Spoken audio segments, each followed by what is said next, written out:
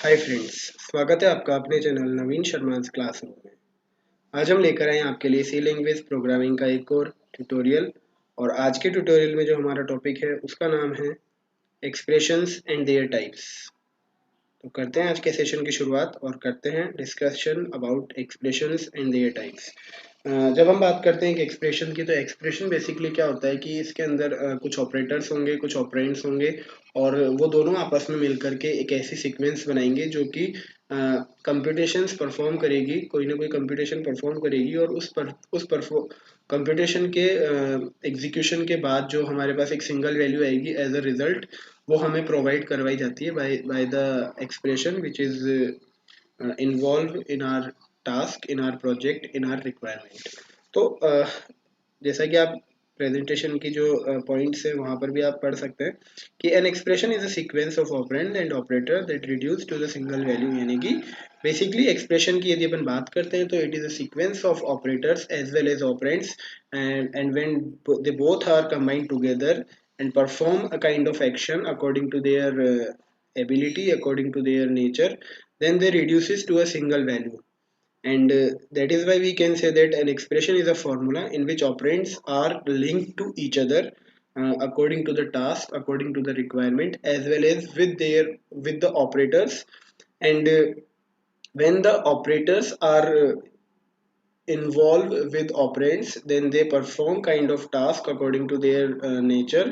And after the performing the task, they provide us a kind of value that is known as the single value or resulted value of that particular expression. अगर हम बात करें operands की, तो operands basically कोई भी function का reference हो सकता है, कोई भी वेरिएबल हो सकता है, कोई भी एरे एलिमेंट हो सकता है, या कोई भी कांस्टेंट हो सकता है। अगर हम एग्जांपल की बात करें तो a minus b is an expression.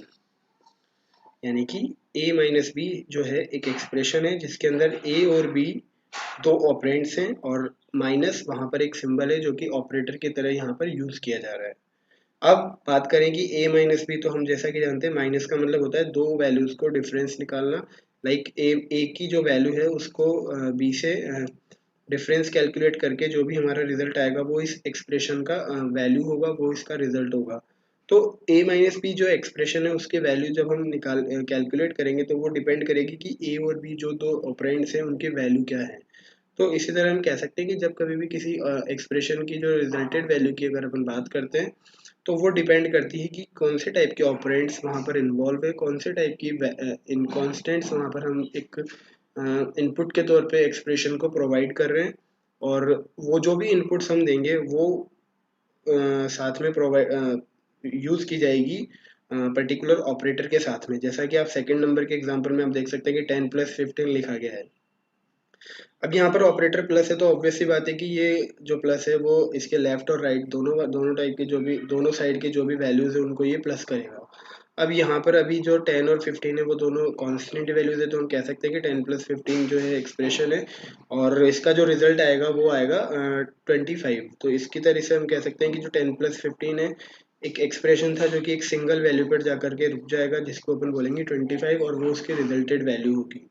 अब जैसा कि मैंने पहले भी बताया कि जिस टाइप का ऑपरेंड हम यूज कर रहे हैं एक एक्सप्रेशन में, उसी टाइप के अकॉर्डिंग हम एक्सप्रेशन को क्लासिफाई कर सकते हैं, कैटेगराइज कर सकते हैं। तो उसी चीज को ध्यान में रखते हुए हम कह सकते हैं कि there are following types of expressions which exist in C language. यानी कि जो टाइप्स ऑफ एक्सप्रेशन है उसकी अगर अपन बात करें तो आप देख सकते हैं कि पहला है अरिथमेटिक एक्सप्रेशन, दूसरा है रिलेशनल, तीसरा है कंडीशनल, चौथा है लॉजिकल, पांचवा है बिटवाइज, और लास्ट है पॉइंटर एक्सप्रेशन। तो जिस टाइप के हम ऑपरेटर परफॉर्म यूज कर रहे हैं एक्सप्रेशन में, उसी के अकॉर्डिंग हमने यहाँ पर एक्सप्रेशन को क्लासीफाई किया है। सबसे पहले बात करते हैं अरिथमेटिक एक्सप्रेशन की। तो नाम से ही पता चल रहा है कि ऐसा एक्सप्रेशन जिसके अंदर जो ऑपरेंड्स हैं वो जो ऑपरेटर्स है वो अरिथमेटिक हैं। तो कह सकते हैं कि जो एक्सप्रेशन होगा वो अरिथमेटिक एक्सप्रेशन होगा। यानी कि an arithmetic expression is an expression that consist of operands and arithmetic operators. An arithmetic expression compute a value of type int, float और डबल। अगर हम बात करें अरिथमेटिक एक्सप्रेशन की, तो इसमें बेसिकली होता क्या है, अरिथमेटिक ऑपरेटर्स मेनली इन्वॉल्व होते हैं on operands which may be of type integer, float और डबल।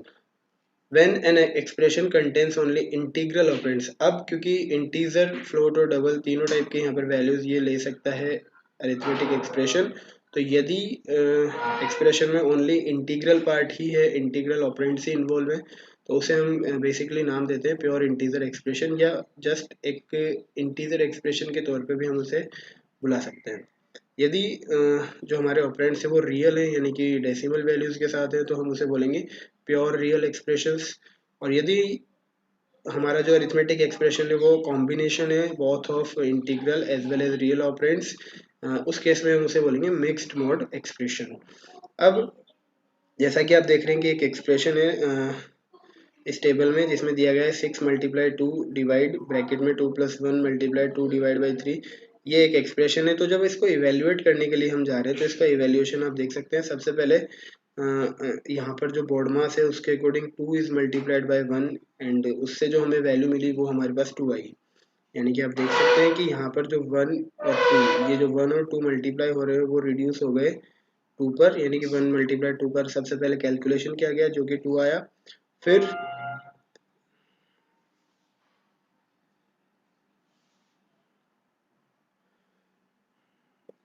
आप देख सकते हैं कि 2 is divided by 3 giving the value 0, यानी कि ये जो डिवीजन है 2 इज डिवाइडेड बाई 3 जिसका रिजल्ट हमारे पास 0 आया, वो हमारे पास इसका जो नेक्स्ट स्टेप है। उसके बाद 2 प्लस 0 प्लस 6, इसका रिजल्ट हमने परफॉर्म किया जो कि हमारे पास आप देख सकते हैं 8 आ रहा है। फिर 8 आने के बाद अगर हम आगे बात करें तो जो 8 है वो हमारा डिवाइड, हम देख सकते हैं कि यहाँ पर जो हमारा डिवाइड है वो 8 और 4 का जो डिवीजन है उसके बाद वो परफॉर्म किया गया, तो 8 डिवाइडेड बाई 4 हमारे पास 2 आ गया।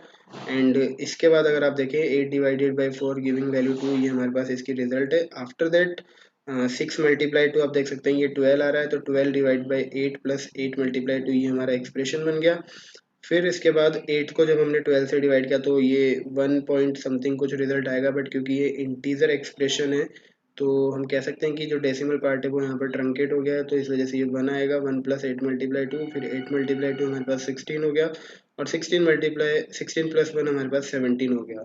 तो एक बड़ा सा एक्सप्रेशन हम यहाँ पर लेके चले थे, और उस बड़े से एक्सप्रेशन को जब हमने इवेल्युएट करना शुरू किया तो आप देख सकते हैं कि उसकी जो वैल्यू है एक सिंगल रिजल्टेंट पे आकर के रुक गई है। और ये जो रिजल्ट है, ये जो 17 है, यही इसका जो बेसिकली कह सकते हैं कि इस एक्सप्रेशन जो हमें हमें यहाँ पे एग्जांपल में दिया गया था उसकी एक वैल्यू है। तो अरिथमेटिक एक्सप्रेशन बेसिकली कह सकते हैं इस एग्जांपल को देख करके हम कि अरिथमेटिक ऑपरेटर्स जब एक एक्सप्रेशन का पार्ट होते हैं, ओनली अरिथमेटिक ऑपरेटर अगर हम बात करें तो वो एक अरिथमेटिक एक्सप्रेशन की कैटेगरी में आता है। और बेसिकली अरिथमेटिक एक्सप्रेशन में अगर डेटा टाइप जो है इंटीजर है तो वो इंटीग्रल एक्सप्रेशन होगा, अगर रियल है तो वो रियल एक्सप्रेशन कहलाएगा, और अगर दोनों का कॉम्बिनेशन है तो वो मिक्स्ड मोड एक्सप्रेशन कहलाएगा।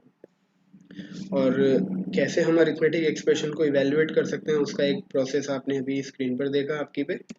अब बात करते हैं रिलेशनल एक्सप्रेशन। रिलेशनल एक्सप्रेशन जैसा कि नाम से पता चल रहा है कि ऐसा एक्सप्रेशन जिसके अंदर जो ऑपरेटर्स इन्वॉल्व हैं वो रिलेशनल ऑपरेटर हैं, दैट मीन्स वो एक रिलेशनल एक्सप्रेशन को बनाएगा।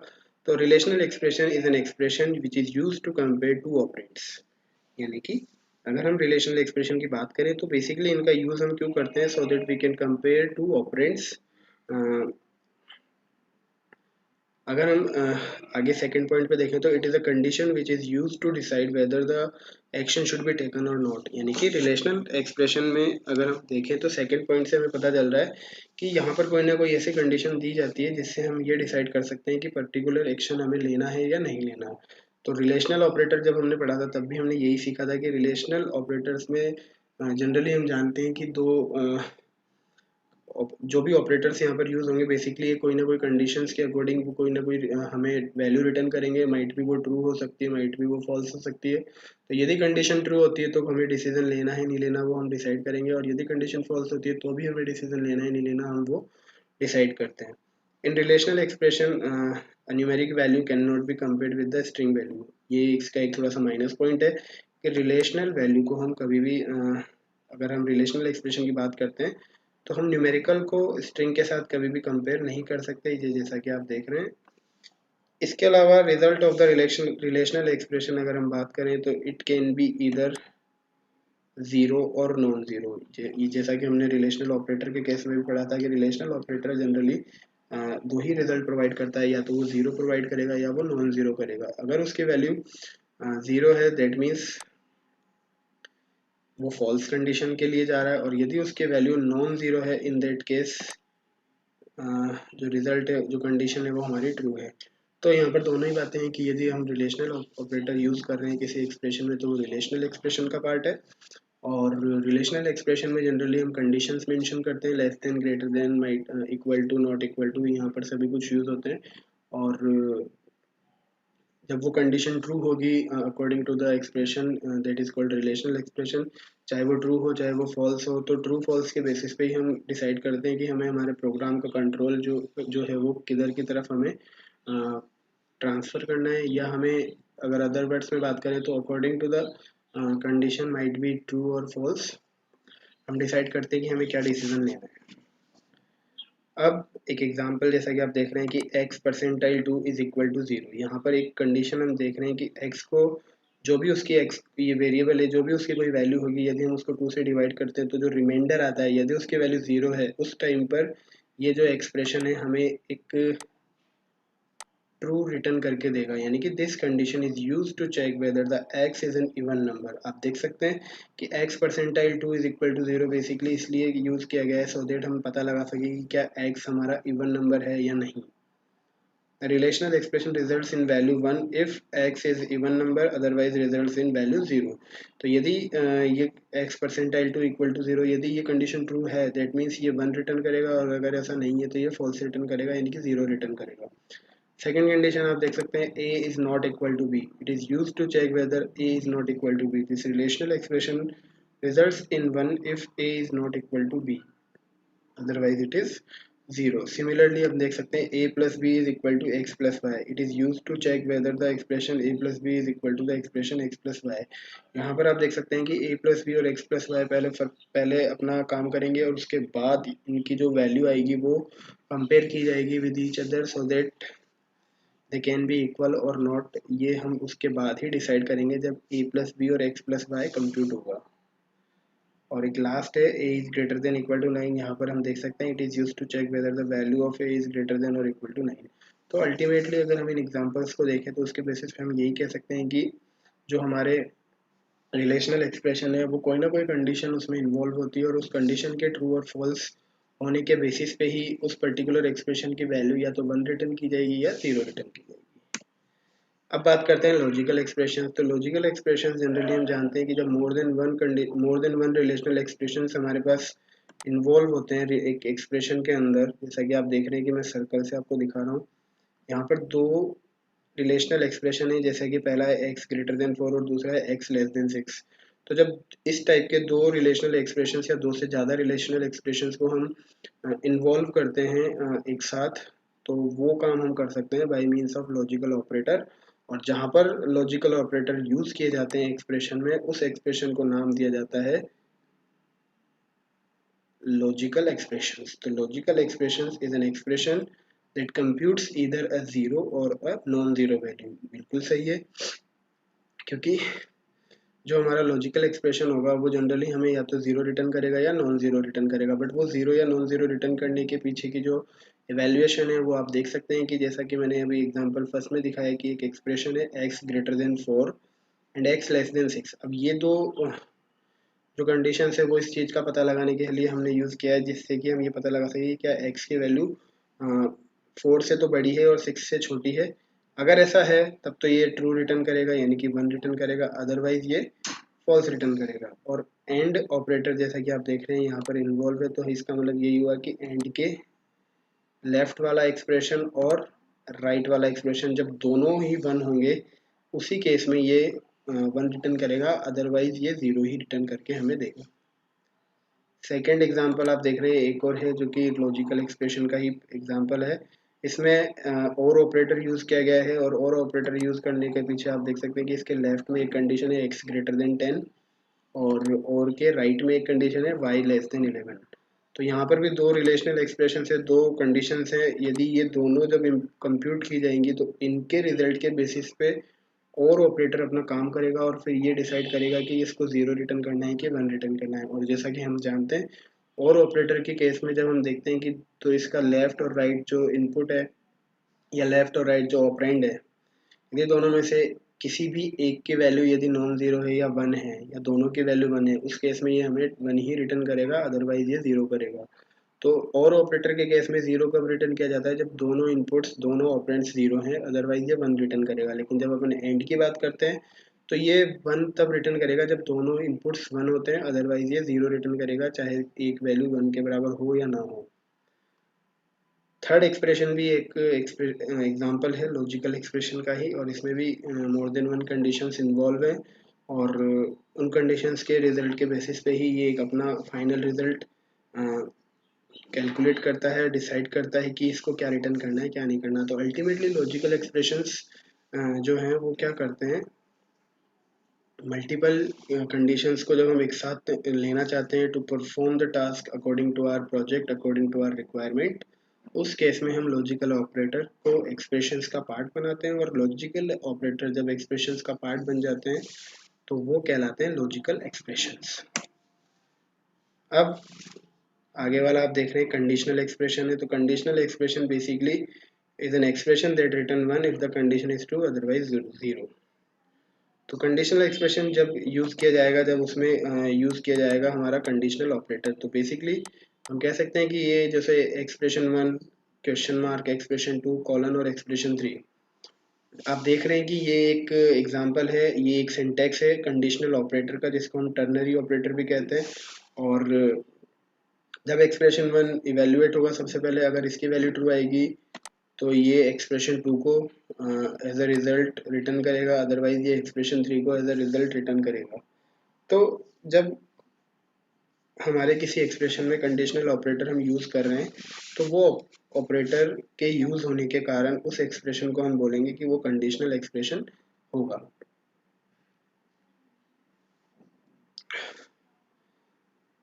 इसके बाद आप देख रहे हैं बिटवाइज एक्सप्रेशन। तो बिटवाइज एक्सप्रेशन बेसिकली हम समझ सकते हैं कि जब एक एक्सप्रेशन का जो है मेंबर यदि कोई बिटवाइज ऑपरेटर बन जाता है तो वो एक्सप्रेशन बिटवाइज एक्सप्रेशन की कैटेगरी में आ जाएगा। जैसा कि आप देख रहे हैं कि एक एग्जांपल है ए बिटवाइज एंड और बी। अब ए और बी की यहाँ पर जो भी वैल्यू है उसके ऊपर यदि हमने बिटवाइज एंड ऑपरेटर लगा दिया, in that case A and B हमारा बिटवाइज एक्सप्रेशन हो गया। ए और बी आप देख रहे हैं ये भी बिटवाइज एक्सप्रेशन है। ए एक्सोर बी ये भी बिटवाइज है। निगेट कॉम्प्लीमेंट ऑफ ए ये भी बिटवाइज है। ए लेफ्ट शिफ्ट 2 बिट्स तक ये भी बिटवाइज है। और ए राइट शिफ्ट 2 ये भी बिटवाइज है। तो bitwise operator generally bit level पर यूज़ करने के लिए हम यूज़ करते हैं एक एक्सप्रेशन में, और जब एक एक्सप्रेशन में बिटवाइज ऑपरेटर्स यूज़ किए जा रहे हैं, इन दैट केस वो एक्सप्रेशन हमारा कहलाएगा बिटवाइज एक्सप्रेशन। और इसके बाद है हमारा पॉइंटर एक्सप्रेशन। तो पॉइंटर एक्सप्रेशन जनरली क्या करते हैं, हमारा जो प्रोग्राम है या जो प्रोग्रामिंग है उसमें हमें एड्रेस वैल्यूज़ प्रोवाइड करवाते हैं पर्टिकुलर वेरिएबल की, और इसके लिए हम जनरली यूज़ करते हैं address operator and pointer operator. जैसा कि आप स्क्रीन पर देख रहे हैं, एक वेरिएबल डिक्लेयर किया गया है इंटीजर टाइप का नम, जिसकी एक वैल्यू है 5000। हमने एक वेरिएबल और डिक्लेयर किया इंटीजर टाइप का, जिसको हमने एस्ट्रिक पीटीआर लगाया हुआ है। तो एस्ट्रिक पीटीआर लगाने से ये जो वेरिएबल है ये पॉइंटर टाइप का बन गया है। अब जैसा कि हम जानते हैं कि पॉइंटर वेरिएबल क्या करता है, एक वेरिएबल का एड्रेस स्टोर करता है। तो आप देख सकते हैं कि पीटीआर इज इक्वल टू, यहाँ पर मैंने लिखा हुआ है एम्परसेंड नम। दैट मीन्स कि जो नम वेरिएबल हमने ऊपर डिक्लेयर किया है जिसकी वैल्यू 5000 है, उसका मेमोरी एड्रेस सेव किया जा रहा है, उसका मेमोरी एड्रेस असाइन किया जा रहा है एक ऐसे वेरिएबल को जो कि पॉइंटर नेचर का है, यानी कि जो कि एक पॉइंटर है। और यहाँ हम ये भी देख सकते हैं कि जो पॉइंटर है और जो नॉर्मल वेरिएबल है जिसका कि एड्रेस पॉइंटर को पास किया जा रहा है, वो दोनों का जो डेटा टाइप है वो इंटीजर ही है। तो इस तरीके से pointer expression generally point address values produce करते हैं, और ये जनरली एड्रेस ऑपरेटर और जो स्टार सिंबल होता है उनके यूज़ पर ये एक एक्सप्रेशन पॉइंटर एक्सप्रेशन कहलाता है। तो इसके बाद अब अगर हम आगे बात करें तो कैसे हम एक्सप्रेशन को इवेल्युएट कर सकते हैं उसके बारे में आप देख सकते हैं। तो यहाँ पर सबसे पहले आप देख रहे हैं कि एक सिंटेक्स दिया गया है कि variable is equal to expression, यानी कि किसी भी एक्सप्रेशन को हमने अभी तक जितने भी टाइप्स के एक्सप्रेशंस पढ़े, या आप देख सकते हैं कि ये हमारे टाइप्स ऑफ एक्सप्रेशंस थे, तो जितने भी टाइप्स के एक्सप्रेशन थे उनमें सभी में एक चीज़ कॉमन थी, और वो कॉमन ये थी कि एक वेरिएबल होगा और एक असाइनमेंट स्टेटमेंट के तौर पे हमारा यहाँ पर एक इक्वल टू ऑपरेटर जो है असाइनमेंट ऑपरेटर है वो यूज़ किया गया है। इसके लेफ्ट में एक वेरिएबल होगा और इसके राइट में आप देख रहे हैं एक एक्सप्रेशन है। तो expressions are evaluated using assignment statement. आप देख सकते हैं कि ये जो हमारा सिंटेक्स है बेसिकली असाइनमेंट स्टेटमेंट का सिंटेक्स है, जिसमें वेरिएबल लेफ्ट में है, एक्सप्रेशन राइट साइड में है। तो ये जो एक्सप्रेशन है राइट साइड में, ये जब इवेल्युएट होगा तो इसकी कोई ना कोई एक सिंगल वैल्यू आएगी जो कि हम असाइन कर देंगे वेरिएबल को। तो आप देख सकते हैं कि variable is any C valid variable name when the statement is encountered the expression is evaluated first. यानी कि जब ये variable is equal to expression and semicolon वाला जो स्टेटमेंट है जब ये इवेल्युएट होगा तो इसका जो रिजल्ट है वो रिप्लेस कर देगा previous value of the variable on the left hand side. यानी कि जो ये वेरिएबल है लेफ्ट हैंड साइड में इसकी जो प्रीवियस वैल्यू है वो रिप्लेस कर दी जाएगी by the value of expression when it is evaluated. जब हम ये एक्सप्रेशन को इवेल्युएट करेंगे उस वक्त all the variables used in the expression must be assigned values before evaluation is attempted। जैसा कि अब आप एग्जांपल देख रहे हैं x is equal to a multiply b minus C, y is equal to b divided by c multiply a, z is equal to a minus b divided c plus d। तो ये सारे के सारे जो है एक्सप्रेशंस है, valid expressions है जो सी लैंग्वेज में हम परफॉर्म कर सकते हैं। और सभी का अगर आप सिंटेक्स कंपेयर करते हैं तो आप देख सकते हैं कि जो सिंटेक्स हमने ऊपर डिस्कस किया है उसके अकॉर्डिंग इक्वल टू जो हमने लगाया है जिसको हम असाइनमेंट स्टेटमेंट के तौर पे यूज़ ले रहे हैं, उसके लेफ्ट में यहाँ पर एक वेरिएबल यूज़ किया गया है और उसके राइट साइड में यहाँ पर आप देख सकते हैं हर एक लाइन में कोई ना कोई एक्सप्रेशन है जो कि जब परफॉर्म किया जाएगा तो उसकी जो वैल्यू आएगी वो असाइन कर दी जाएगी लेफ्ट हैंड साइड वेरिएबल को एज अ फाइनल वैल्यू के तौर पे। तो ये हमारा आज का सेशन था जिसमें हमने डिस्कस किया कि एक्सप्रेशंस क्या होते हैं और उनके जो टाइप्स थे, जहाँ पर अरिथमेटिक एक्सप्रेशन है, रिलेशनल एक्सप्रेशन है, लॉजिकल एक्सप्रेशन है, कंडीशनल है, बिटवाइज एक्सप्रेशन है, पॉइंटर एक्सप्रेशन है।